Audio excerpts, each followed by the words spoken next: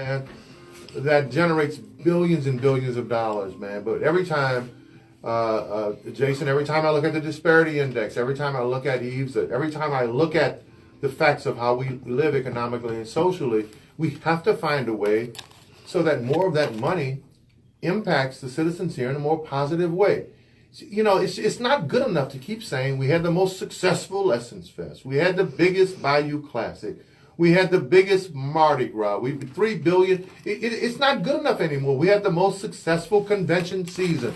The tourism numbers are through the roof. How is that good enough, right? Sharon Marie Chester, how is that good enough if after the most successful event that we're going to announce for every event coming up, we still have the disparities, we still have the social ills, we still have a broken African American community, we still have broken children. Yes. But it's good enough to announce how wonderful and how successful our events were with no benefit, with no social and economic benefit to the people who live here. It's lies. I mean, we're just saturated with lies. You know, and it's not, it's so institutional now that it's not even a matter of people. It's so embedded that we have it's going to take, I think, 2 generations before we can clean out the tentacles that have infiltrated the corners of our cognitive processes to clean up this system. But you know, I don't know. I think people right now, I think there's a level of consciousness right now that I have not seen before. Amen. Now, I think it's a level of confusion. I don't know that our code of conduct has matched our level of consciousness, because when you begin to think, you know, if I change the way you think, I need to change the way you behave. I think our behavior has to catch up with it. But I am seeing that folk are more conscious right now, and I think that they're more thoughtful right now. I just think they don't quite know how to attack it yet. I agree. And I was woke up about 13 years ago after Katrina, when I was landed in basically the middle of the Cotton Belt, and even though I had been a social worker for a couple of decades, I had no clue as to the underbelly of this country as far as racism. I think that 45 is the biggest blessing that this country could have had, because if Hillary would have got in office, it would take another 25 years before we would realize there was a lot of patronizing going on. But Sharon Chester, I mean, you've been a social worker most of your life. You've committed for social justice. Yes, sir. You're one of those people on the front line for social issues for all people. Yes. How can you, and no disrespect, no, but as qualified as you are, as learned and educated as you are, you're admitting that you had no idea the level of racial and social injustice that was in the underbelly of this country. There's an academic understanding, and then there's what's functional and out of the real world. Explain that. Okay, let's take the dictionary written by white men for white purposes. Okay, let's look at the definition of racism. Okay, it's not functional. It says that it's one race, basically being opposed to a different race. That's not what racism is. A racist is a person who doesn't need to know they're a racist to be one. They don't need to intend to be a racist to be one, but anybody who supports, promotes, believes in the attitudes, practices, or beliefs of the narratives that perpetuate the oppression of minorities is a racist. So people can think they don't know that they are racist until they are educated. So we have a lot of educating to do as far as people even having the insight as to how they're contributing to the problems. Then let's talk about this a moment. There are a lot of whites out there who, one of the most offensive things, especially if they're open-minded, they have black friends, so we could always say, man, look, I got black friends too. Who say the most offensive thing you can do is call them racist. They shut down immediately. Right. When you call them racist. That's my job to do that. Because they won't hear it from black people. They need to hear it from racially literate white people. Yes, you are a racist. And Malcolm Super says, agitate, educate, organize. So we've got to agitate, but they won't take it from black people. They've got to hear it from white people. So then what is the responsibility of black folk? Because, and I'm going to say this to you, there's a growing number of African Americans who's sick and tired of talking about race. They don't see where there's any advantage of it. They're ready to disassociate themselves from it. They're ready to remove their families and their communities from it and just do their own thing. What do you say to those black folk who are saying, hey, man, you know what? We can keep talking about race all we want, but it ain't never going to change. I hear it all the time. This is a conversation I have regularly. And, you know, Willie Lynch is alive and well. Mm-hmm. Willie Lynch is convincing people that it's hopeless. And, I mean, I had a pastor come up to me and say, well, I've never actually been called the N-word, so I'm not a victim of racism. It's like, oh my God. I mean, there's a lot of education. This was a black pastor? Yes, sir. Yes, sir, it was. Well, you know, as long as he had a good relationship with Jesus, I guess that's an issue. I mean, my when I first got religion can be as numbing. Religion, and I'm gonna get in trouble for this. Religion can be as numbing as opioids. It's worse than that. I think I'll let you say it. One of the things that I experienced at first that shocked me, that I didn't understand, was seeing that so many black pastors in small churches out in the country. Mm-hmm. Okay, because I ended up in Vidalia, Louisiana, mm-hmm. godforsaken, as bad as Shalmisha. But what happens is black people aren't even necessarily aware. You become numb to the microaggressions. You know, you just live with it. You don't even recognize it anymore. And what happens with the religion thing is that when a pastor finally gets the kind of respect that everybody should have, that black people don't have, never had, and don't even know that necessarily that they're missing. And when they get that little piece of power, it feels good, and it becomes an ego issue. And I have seen black pastors, who will throw other people, and myself included, under the bus, but it's keeping the black community fragmented. We're having our conversation with a clinical social worker, a social justice warrior. She's been in the middle and in front of a lot of issues in this town, from housing to monuments to how we talk about race and sex and gender and politics in this town. Sharon Marie Chester. Sharon, what do you say? And first of all, thank you for agreeing to this conversation. I think it's important. It is. We're both going to get in a lot of trouble, but that's all right. I'm there. We need to prompt these discussions in a more deliberate and more intentional way. Exactly. What do you say to white folks who say to you, what are you doing in the middle of this stuff anyway? Why are you raising all these issues? Why are you promoting and stirring up these conversations that remind us of a time when in an area that we're trying to move beyond? And what do you say to black folk who say, hey, hold on, white girl. We haven't This moved ain't on. your place. It's way my place. I'm part of the monster. You know, there's white, which is a skin color, and then there's white, which I call with three eyes, which is a mentality. Mm-hmm. Okay? I don't have anything to apologize for as far as my skin color. Nothing. Okay? But if I'm engaged in this culture of white supremacy, the myth of white supremacy, if I want to engage in that, that makes me the monster. And that's a choice.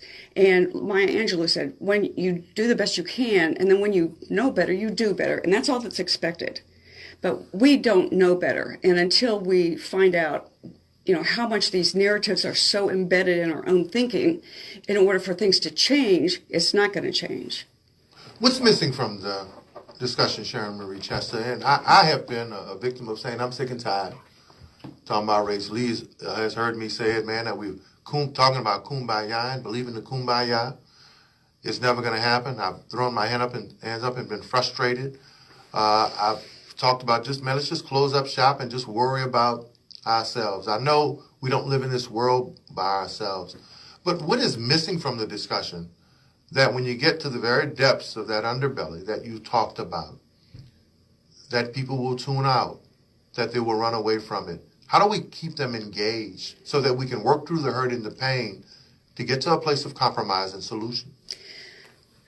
That's a rough one. I mean, that's really rough, because it's easier to just go numb. It's easier to try to ignore the problems. But when you don't realize the pressure that you're under every single day, I mean, some people put on a uniform and they go out every day and put their lives in risk. They do that by choice. Every person who is wearing black skin is seen as being armed by white people. We've been conditioned from birth to armed be fearful. With what? Armed and loaded, a weapon. Okay. Black skin is seen as a weapon. subconsciously, for the most part, by white people. But it's also made it difficult. I deal with so much colorism in my practice. Every single person that I've had, black person in practice, has suffered in some way in their own families for issues of colorism, the high yellow versus the dark skinned people, and children who are saying, Mommy, you think your new baby's going to be light? I mean, it's just, it's heartbreaking. I mean, look at the doll studies. They're still saying, the little children are looking at the white doll and saying, that's the pretty one, that's the smart one. This is from pre-kindergarten. So what's happening is, how is this seeping into our consciousness? Okay, look at the color of Band-Aids. That's what the default of normal is. Anything from that is seen as a deviation. Look in the crayon box at the color that's called flesh. It's not your color. That's absolutely correct. So we are embedding all these things subconsciously into the minds of little babes. And until we start educating ourselves about these secretive kind of narratives that are so oppressive and so alive, and so, it's time for black people. They got to be tired. It's time for white people to start picking up some of the heavy lifting against racism. Victor Sims, who does our segment on Mentally Speaking here every month, and Dr. Brian Turner, professor and one of our great social scientists at Xavier, says that black folk, and especially women of color, and women in general, in many cases are no different from the victims of abuse and domestic violence, and that they continue to take it because they've been battered and beaten and they're numb to it. What do you say? Oh, brother. I have a meme that I put, you remember when those police officers jumped on this black party, I think it was in Texas, and I remember when they jumped on me when I was 14. Well, hello. And there's a picture of a white police officer sitting on the back of a 14-year-old black girl in her bathing suit. Absolutely. Okay? That was right outside of Dallas, Texas. And that's right. And it says, is this the making of an angry black woman? And I said, let's hope so. They've got to be angry. They've got to learn to be angry. I'm a strong white woman, and I never experienced abuse until actually I took a black man into my home as a favor. He's ended up being a stalker, and I put up with incredible abuse. I did it in secrecy. And I'm considered a very strong, because first of all, I didn't want to get him in trouble with the law because I know how the system is. But now I think God put me through that to help me understand what that experience is so that I can carry that forward. And I totally agree with you. Black women are the bottom of the heap, and the social heap. And black incarcerated or formerly incarcerated are the lowest of the earth's. 504-260-9265. Join in the discussion. Talking to clinical social worker, behavior specialist, and social scientist Sharon Marie Chester, in a conversation with her about many of our social ills, from race to economics. We'll get to the politics, some of the social movements, linguistic racism, black codes, women and children, all of those issues that affect us. Sharon Chester, there are many in the African American community and many in the white community who are who think they're trying to protect us from these discussions because they only open new wounds. Yeah, well, the wounds are open, and you just learn to scab them over. And yes, becoming woke is painful. Because you have to remove the scab, and you can't exorcise a tumor or something toxic inside of you without cutting. It is a painful process, and I can understand why people would want to not go through the experience. It's necessary. Let me ask you a question before we go to break. Why do black people need white folk to help save us? We generate $1.3 trillion within our community. Our dollar only stays in our community 8 hours. Okay. We're victims of our families falling apart. Only 37% of our kids grow up in a household with 2 responsible adults. Aren't there some things we can do in our own house to shelter and protect us and save us without white folks? Okay. good friend Emerson Slang called me up recently and said, do you think, honestly, that black people can save ourselves? You know, I'm talking about the academics. And I said, listen, you can take the most perfect, competent, ethical, woke person in the world, but when you're only, 13% of the population? No, you can't do it alone. It has nothing to do with competence level. It has nothing to do with knowing what you need to know. It has to do with needing the majority of who's out there to be on board with the truth, the racial truth. I'm going to break that down for you guys because there are too many of us who say that we can do this alone. Yeah, there's some things we can do alone. But how do we access those financial institutions while we're repairing ourselves with inside our own community? How do we access those services that we need, those grants and opportunities and access to education that we need? How do we access the infrastructure of a system if we're just doing it alone? There are a lot of things we have to do within our community. But there's a lot we have to do to implode and break down these systems on the outside to get access to those things that we need to fix us inside our own community. We'll be back with this discussion with Sharon Marie Chester, clinical social worker, justice warrior, and a good old white woman. Hey, very old.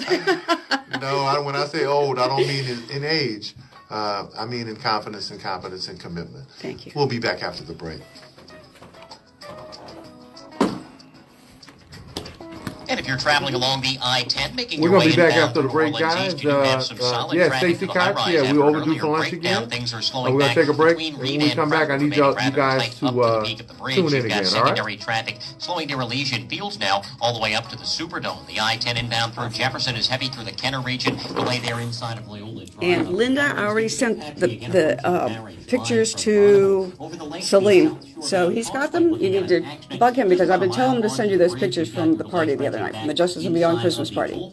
Thank you. We'll be back. If you're heading over the Twin Span, you are moving well in both directions. Crescent City Connection, East Bank down. Your delay tightening up now from before Terry Parkway to the opposite side of the river. Remains a bit patchy on the Lakebound Expressway headed up to the Superdome. UEP Long Bridge, trouble-free there, traveling in both directions. And through the CBD, the I-10 West rather heavy from Elysian Fields to the Superdome. I'm Anthony Robinson, WBOK, 1230 a.m. It is a cloudy and chilly morning across southeast Louisiana. Temperatures are higher than they were at this time yesterday.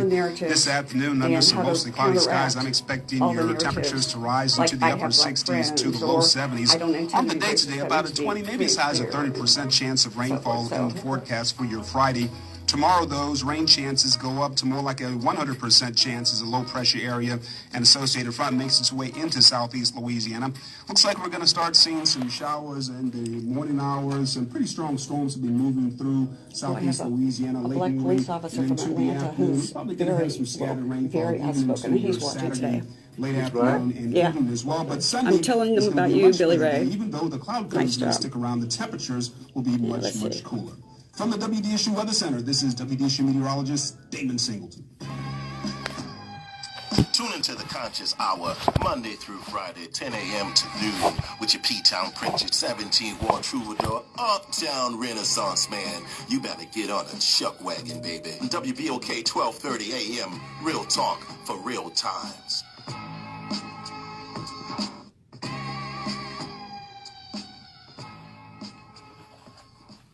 For more than 40 years, BOK has been a trusted voice in New Orleans. BOK supports strong communities and strong families and strives to make government work harder for you. On Election Day, we urge you to vote yes on the charter change. A yes vote will return public accountability to the sewage and water board operations. A yes vote assures that our neighbors have a responsible voice in our citywide battle against street flooding. On December 8th, make your voice heard. Vote yes to the charter change. Paid for by the Black Organization for Leadership Development PAC. Greetings, I'm Gwen Collins Greenup, the People's Candidate for Louisiana Secretary of State. My experience, dedication, and commitment to returning integrity and ethics to the Office of Secretary of State means I'm ready to hit the ground running from day one. The Office of Secretary of State should be accessible, informative, and accountable. I'm asking you to vote number 3, the experienced candidate with the qualifications to get the job done. Paid for by the Gwen Collins Greenup Campaign Fund, LLC.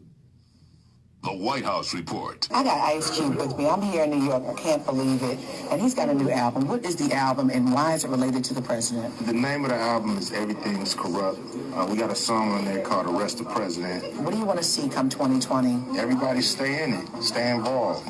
Stay attentive. Don't get wore down by the BS. And go vote. Oh, hell yeah. Don't vote because you don't have no power to do that. Do you think he should be impeached? We should see all the evidence. I mean, it seems like his time running out any damn way. And as a rapper, what do you think about Kanye supporting the president? I don't like it. I think it's a misguided partnership. So if the president brought you in to talk to him one day, what would you say to him? I got nothing to say. Can't believe I'm standing here interviewing you about your new album with Lock the President Up. Arrest the president. Arrest the president. Well, arrest means lock up. Yeah, they were saying lock her up. They need to lock him up. For more on this story, go to AURN.com or follow me on Twitter. I'm April Ryan, AURN News. Every day, the RTA takes thousands of New Orleanians to work, to school, and safely home to their families.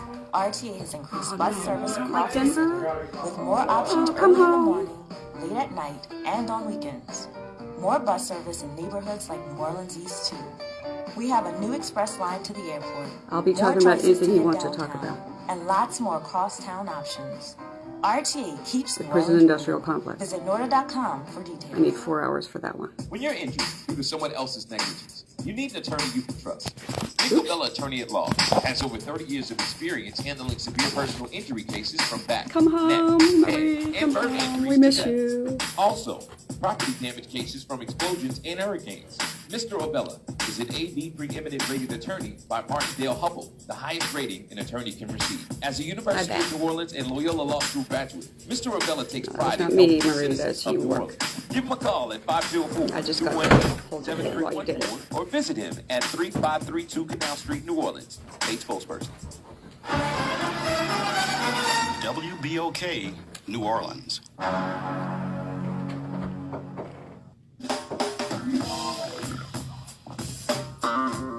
You're listening to The Good Morning Show with Oliver O.T. Thomas.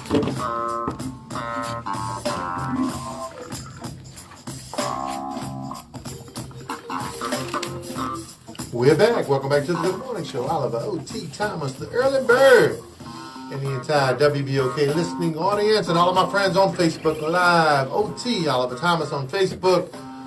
Enough said O on Twitter, and OT lower 9 all time on Instagram. My wife told me I got to combine all those under one handle so folk can find them better. But I'll work on that. I'm just getting to the social. I get turned off by the social media stuff sometime too. Also, Fleming would be perfect, Stacey. Kacha. Guys, let's not forget the Black Nurses Association presents Engaging and Fostering the Growth of Future Nurses. The role of professional organization, what's the impact? That's this December the 8th at Dillon University from 10 a.m. to 1 p.m. That is tomorrow, Saturday, the New Orleans Black Nurses Association at Dillon University in the PSB atrium. Lunch will be served from 10 a.m. to 1 p.m. The speaker is Eric Williams, president of the National Black Nurses Association. That's at Dillon tomorrow. Let's not forget it. Guys, in OT, we had a faux pas here. Councilmember Gregory Carroll out in Kenner had a fabulous Christmas function yesterday where we forgot to announce. Councilman Carroll, we owe you. Anytime we can help you, man. There had so many things that happened. But Councilman Greg Carroll in Kenner had a wonderful Christmas event yesterday that I forgot to alert our listening audience on, and we'll make that up to you, Councilmember, man. We'll definitely make that up. 504-260-9265 in the studio right now with Sharon Marie Chester, social justice warrior on the front line, social scientist, a clinical social worker. Many of the issues from race to politics that are affecting our community. We're going to get to the lines right now. Line 1, Beth, you're on with OT, the early bird, and Sharon Marie Chester. Talk to me. Good morning to my favorite people and whom I admire in the field of civil rights work.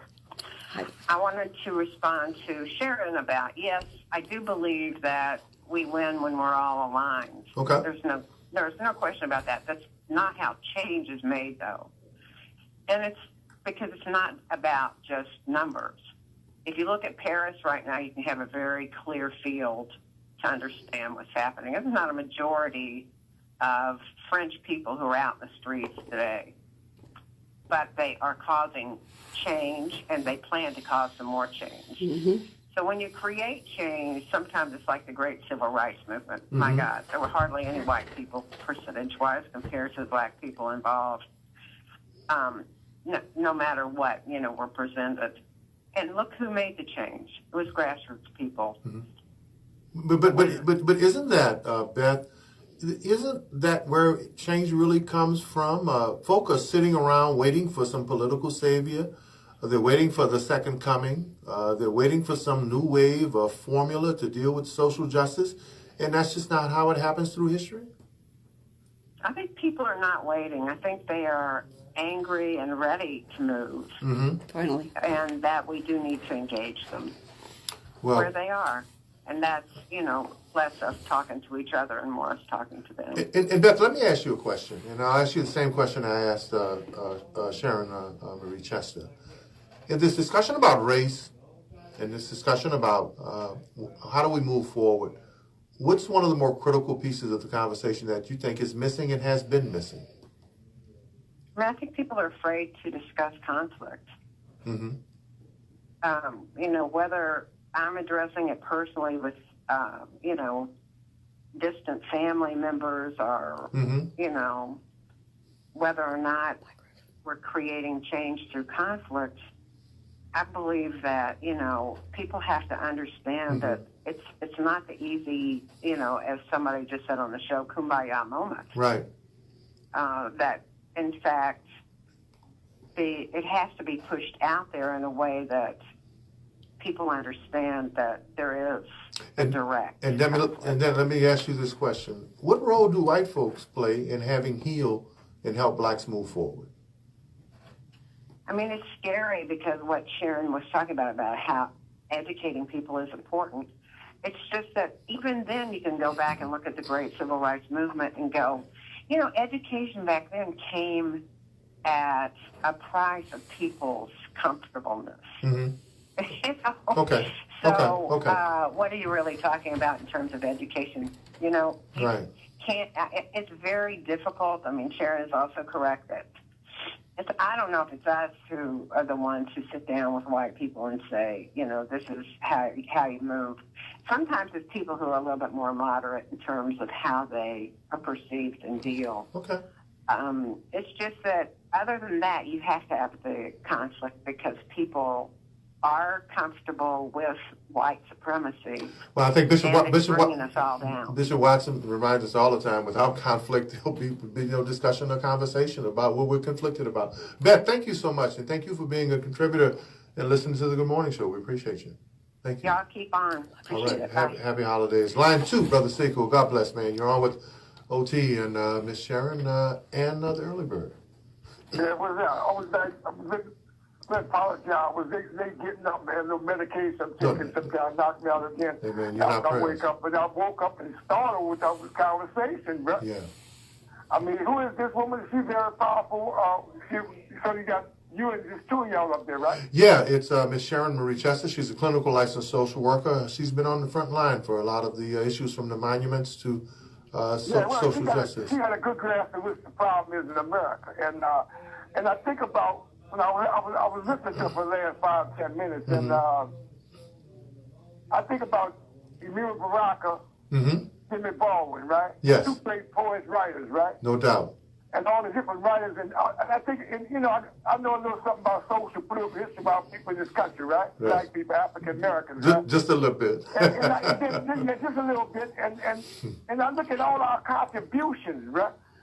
That is pushed aside, ignored, omitted. Mm-hmm.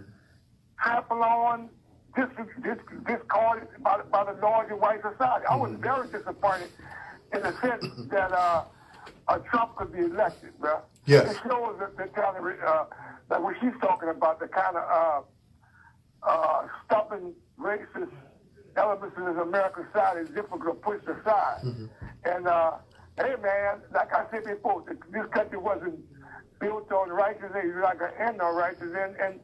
everything has a beginning, a middle, and an end, bro. And thank you. when it's the end for the United States, I don't know, but I tell you what, they got to transform itself. Yeah, And I agree. And the thing about it is that Jimmy Baldwin, here's Jimmy Baldwin quote. I think the average black person, white person, any average human being who has some sense of humanity in them would listen to this quote. To be black in America and to be relatively conscious is to be the rage almost all the time. Yeah, that's James Baldwin. Define next time. Sekou, thank you. That does. That sums up the experience of the average black person. I mean, like, hey, man, I'll be cocked, too. I mean, literally, I'm 75 years old, man. I think about all the different warriors that came through the 60s and y'all made reference to it. There were some brilliant black people committed to the liberation of African people in America. And all that, too, during the uprising, Nat Turner, thousands of different incidents of rebellion against this racist, oppressive, slaveocracy, right? And what happened? Our people have been beaten into the corner to be fearful. Some of our people are very fearful of whites, bro. That's the fact. He's telling the truth. But there's other blacks who don't give a damn. They can throw it down tomorrow or yesterday. Ready to go down. Period, bro. Thank you, Brother Sekou. We're not suffering abuse from an individual white person anywhere on this planet, anywhere in this country. And you just haven't stepped across the wrong or the right black person that would stand up strong. I know they exist, you know what I'm saying? Yeah. So, hey, man, just keep bringing the program. I'll get out the way. Lisa, we don't talk too long. Lines are lit up, man. But thank you. And I think, like, hey, man, you're a unique white woman. Thank you. Nuclear. 53% on board for Trump. 63%. I'm working on it. The fear of the other. Thank you, Sekou. Your voice matters. Beth talked about the level of social or racial injustice and the role that we play. And Sekou, when he talks about it, he knows a little bit about it. He knows a lot about it. He's also committed his life to social justice. But isn't there, when you talk about this fear, Sharon Marie Chester, shouldn't black folk be afraid of pushing too far? Look what we have in the White House. Look at how the criminal justice system operates. You'd be foolish not to. Look at how law enforcement operates. Shouldn't we be careful in the kind of discussions that we enter into? Because at the end of the day, we know it can not only cost us our freedom, it costs us our lives. That's right. And, you know, when they say about people, we already handled this with the civil rights movement. What do you call that? I call it practice. Because that's what we've got to do. We've got a really revolution. It's going to take a revolution. It's got to take, the moderates are the problem. 504-260-9265. Now you sound like Malcolm X. Malcolm X. Hey, he's got a lot to come. He said moderates and liberals were some of the biggest enablers of the system that we ever had. Line 1, the Black Latino. You're on with Sharon Marie Chester. Hey, ¿qué pasa? Nada de particular. Mucho trabajo. Mucho trabajo. I'm a little jealous, man. You got Sharon Marie Chester all dressed up to come to your show, man, and see the little bird, you know, the early bird. And thank you for hooking her and the early bird up, man. We appreciate that. That's quite okay. Thank you. Are we breaking up some, or are we clear? Yeah, it's just a little broken up. There's a little back noise, but you know how it is with radio sometimes. Go. Yeah. Well, I just wanted to mention the fact that Ms. Sharon Marie Chester, I have hopefully recruited her to be one of our persons who's going to assist us in bringing the white community sector into our business sector to support our businesses. Yes. That's one of the initiatives that the Economic Development Entrepreneur Network is putting together. And we're looking for the so-called progressive, ultra-left-right idealists to come into our neighborhoods and support our business, because that's a big factor in the success of a community coming out of these, what I call funky groove that we are in. It's all about money. Thank you, Black Latino. I think your economic solution is central to where we go and how we survive together in this country. And I think it's a critical piece that everyone needs to get behind. And Black Latino, man, we appreciate you, man. And I'm looking for a black contractor.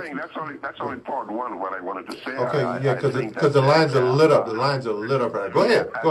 As our leaders, elected officials such as yourself at one time, you have a lot of y'all have a lot of communications and socializing with these folks, and do a lot of luncheons and things, and those should be brought into our community. A good percentage of that. No doubt. Thank you all very much. Thank you very much. Thank you.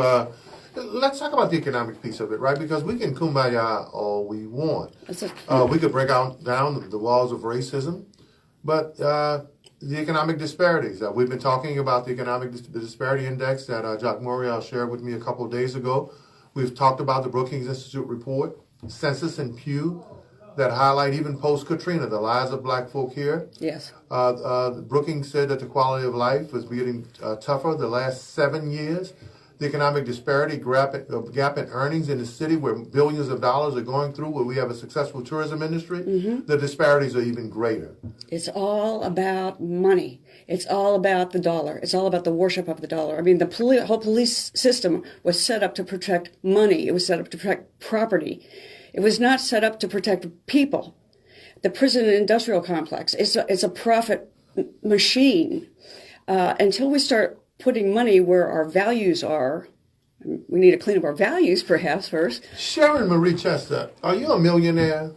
Hell no, I'm applying for bankruptcy. Then why in the world would you abandon white folk in all of its glory and opportunity, in all of its splendor, and everything that they control to fight for equality and equity for people of color and for children and women? Why would you abandon all of those privileges to walk down this road? Because I have a brain and a conscience.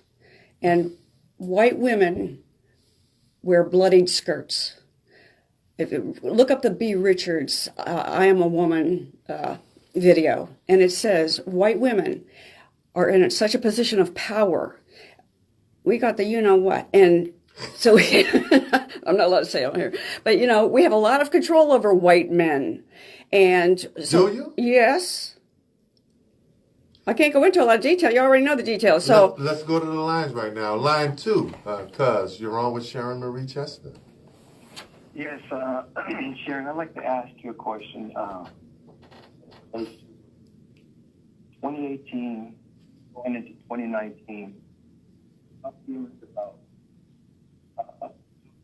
blackface in a minstrel show, and how do white people see?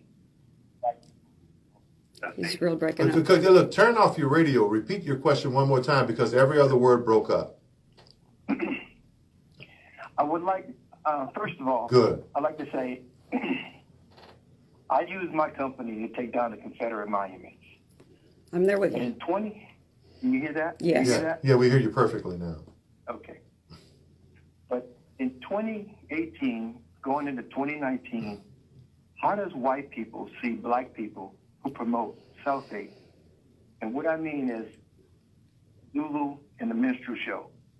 How do white people see us when we practice that hate? Thank you. Great question, because how do white folk look at that? And that's a wonderful question, because one of the things that some whites always throw out, look at y'all killing each other. Look, y'all disrespecting each other. Yeah, look, y'all ain't taking care of your own kids. Black people are the only ones who get blamed for killing themselves, look, huh? Your women ain't disrespecting themselves. So how do... Those are the narratives I'm talking about. Talk to me then. That's exactly what I'm talking about. Those narratives. Great question, cuz. Let's go with the black on black crap, okay? First of all, that is a spin. That's a narrative. What you think, white people don't kill each other? Why do you think there's not white on white crime? There is. It's called the opiate crisis, okay? That whole thing, that's white on white crime pretty much. But, and they go back to, well, they enslaved themselves. Okay, let's get some facts going here. Moses was an Ethiopian. They were black people, okay? They enslaved themselves for purposes of warfare, payment of debt, regional. It was a regional issue. It was only white people who determined that there was a single physical characteristic that you could see somebody away from to choose them as a group to oppress. So to say it's not they enslaved themselves. We're the only one who enslaved people because of a color. But how do you get to the core of Cuz's question? And it's an important one, man. How do you get to that white person that's sitting on the outside saying, man, you ain't taking care of your own kids? You know, every time, a black on black crime. How do you awaken? How do you get that person to be woke? You need facts. You need facts, and even government facts. There's a really excellent online resource called JBW Tucker's Ultimate White Privilege Statistics, and it talks about government breakdown on how much twistedness there is ongoing about the who's getting killed, how often. 21. Let's see, how's it go? Males between the ages of 15 and 19 are 21 times more likely to be shot on sight if they're black. On sight. They weren't selling Lucy's. They weren't, didn't have marijuana in their, they were shot on sight. 21 times more likely? You've got to look at facts. Look at the lines. The lines are lit up. Line 1, Lee, young man, God bless you, man. You're on with Oliver Thomas, the early bird, and Sharon Chester. Good morning to your guest. Thank you. You talk about racism. Racism is at the core of everything in life. Yes, it is. From A to Z, from the cradle to the grave. Yeah. If you are born black, you are born with a mark that is an indelible mark that is very difficult to overcome. Racism separates and differentiates the very spirit of man from man's spiritual reason for existence. Yes. It separates man's true purpose for being here now. It also creates a subliminal effect by acting with no rationale or no substantial reason for being alive or having purpose to live. Yes. And racism is a slaver. Yes. It becomes an inanimate object of evil. Yes. And this slaver is hell-bent on creating confusion and hatred. Yes. And the slaver and those that support this godless action are capable of developing men into mindless creatures. Yes. Creatures incapable of foresight, rational thinking, and incapable of developing rational questions for which rational answers has to be given and will be demanded. This is the racist objective, destruction and confusion. And how else can you explain this lack of action by reasonable, God-fearing men to destroy racism and slavery and restore righteousness? And you telling me that if you support this, there are no God-fearing men in this world? No, racism is an evil that must be destroyed. It must be pointed out. It must be identified. It must be stomped out. It must be called out. And for everyone to say, hey, look, this guy is a racist. This is why he is a racist. You cannot strike at the core of racism, that string in the heart of men that is embedded until you recognize that all men are created equal. Thank you, Lee. Appreciate it. Great commentary, man. The biggest lie is that we are two races. That's the biggest lie. If people would, I get this all the time. You're a traitor to your race. No, you don't get it. These people are my people. These people are my family. I'm not a white family. I'm unfortunately identified, and I was born into quality of life by the unearned privilege of skin color, which has nothing to do with anything. It's not even a but DNA aren't you marker. stirring the pot, Sharon? You're damn right I'm stirring the pot. Right? Aren't you bringing up old wounds? No, I'm talking about the wounds that are being going on every single day. Right Your now. people are being mowed down in the streets by a white police force. This is not a yesterday problem. This is ongoing every single day. Well, let's go back to the lines. Line 2, Larry. You're on with Sharon Marie Chester.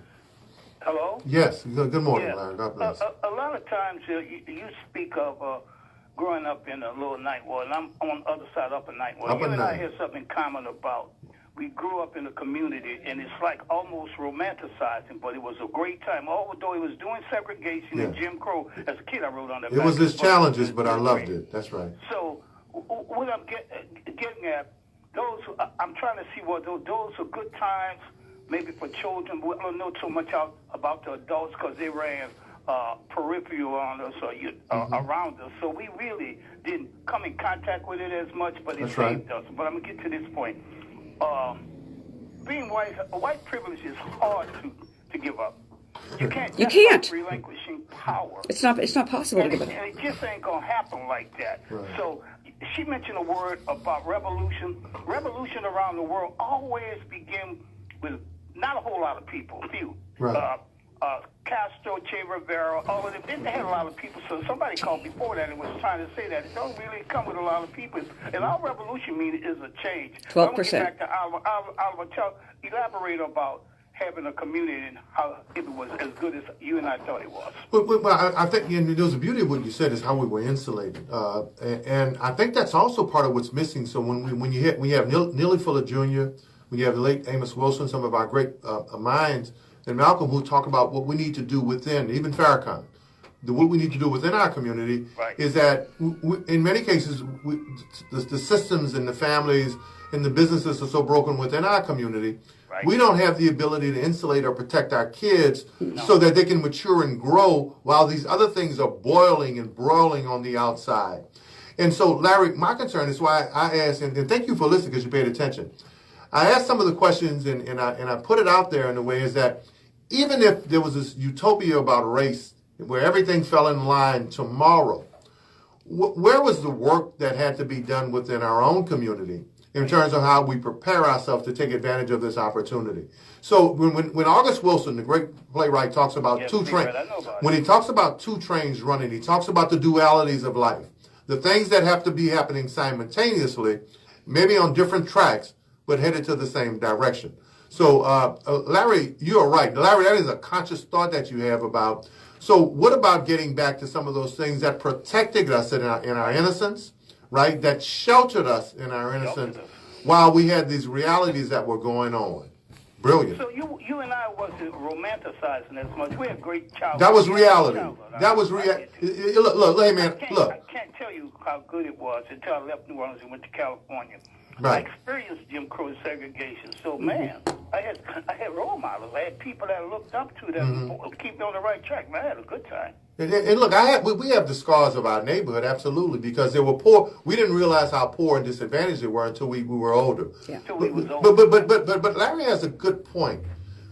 How do you protect the innocents in this fight or in this revolution, in this war? Right. Because they're going to be casualties, Sharon. How do you protect them? Great question. Thank you, Larry. Thank you. You know, I think it's important that we start with our children. We need to actually start educating, especially black children, about what they are hearing when they're hearing narratives or things that are oppressive or things that perpetuate racism. You know, children are not protected even still.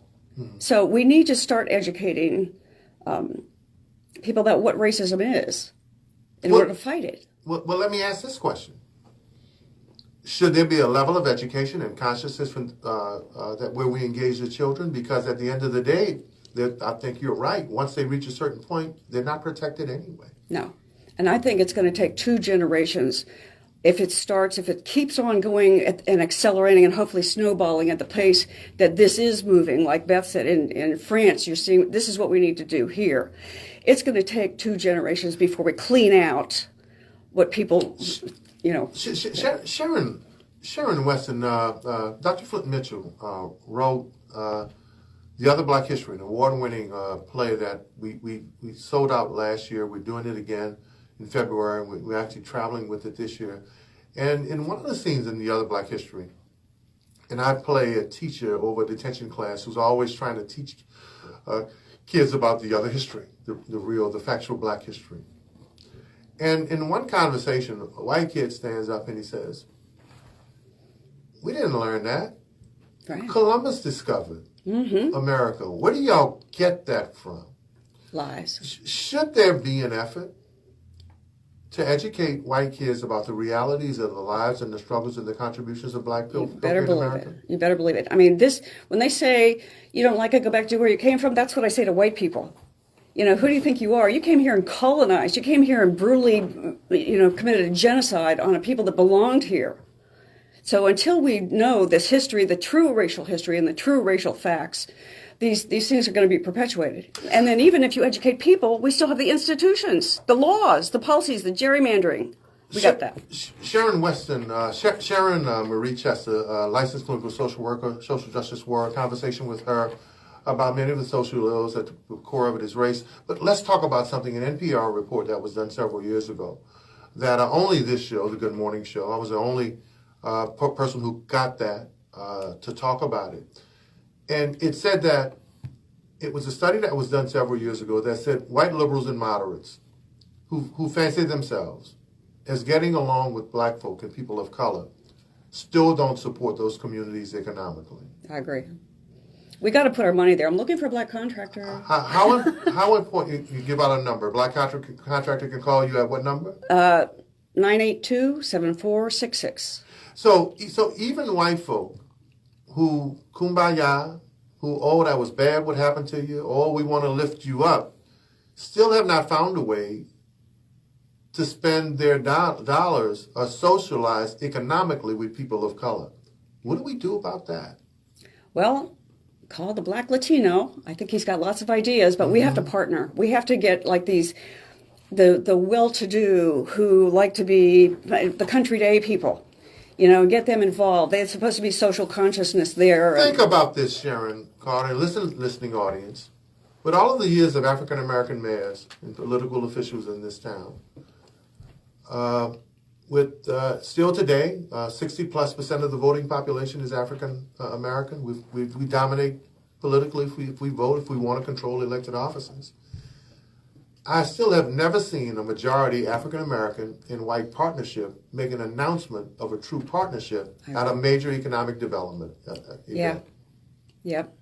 That's our biggest challenge right now, I think. It's never happened. Yeah, that's finding a way Still to that. today, you only got 4 or 5 black folk in this town that can afford to donate money to anything, and it's the same ones time and time again. While we're trying to fix race and deal with skin color and the effects of slavery and Willie Lynch, how do we solve this economic piece? Because we still live in a world of capitalism, and the disparity index today shows that we're losing even more ground economically. That's right. How do we fix that? Well, people have to patronize minority-owned businesses. They have to. That's why, I got a black tattoo artist to put my BLM thing on. You have to start spending your money on each other. We have to start investing. White people have to start investing money in the black community. But that's still not, that's a piece-by-piece thing. We need a cultural change regarding that, and that's going to be programmatic. I know Emerson Slane is bringing a anti-poverty solutions thing down and talking a lot to the Black Latino. We need better programs, and that's I don't have a lot of good answers. 2 things. We got 30 seconds left. I want you to do 2 things. What do you say to white folk who are listening who say, man, all you're doing is stirring the pot, you need to mind your business?